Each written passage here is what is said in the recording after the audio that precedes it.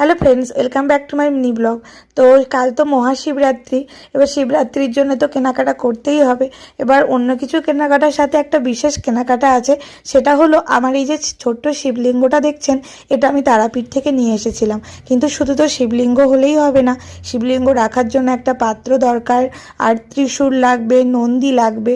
তো সেই জন্য বাজারে চলে এসেছি। এবার এই শিবলিঙ্গটার সাথে রাখার জন্যে এই দাদা আমাকে এই ছোট একটা কাঁসার প্লেট আমাকে দেখালো। এই কাঁসার প্লেটটা দেখুন তো কেমন লাগছে। তো এটা আমি নিয়েছি, আর এর সাথে একটা ত্রিশূলও নিয়েছি, আর একটা নন্দীও নিয়েছি। সেটা আমি আপনাদের সাথে পরে শেয়ার করব। তো অনেক কিছুর সাথে মানে মিলিয়ে দেখছিলাম যে কোনটা ভালো লাগে। তো দেখলাম যে না, এই কাঁসারটাই বেশ ভালো লাগছে। আর এদিকে চলে এসেছি দশকর্মার দোকানে জিনিস নিতে।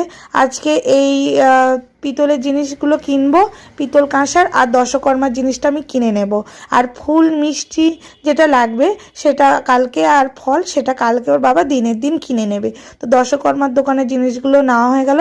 আর বাবুর না টোপর খুব পছন্দ হয়েছে, মানে মাথায় দেবে, খুলবে, খুব ভালো লাগছে। তো ওর সাথেই খেলা করছি।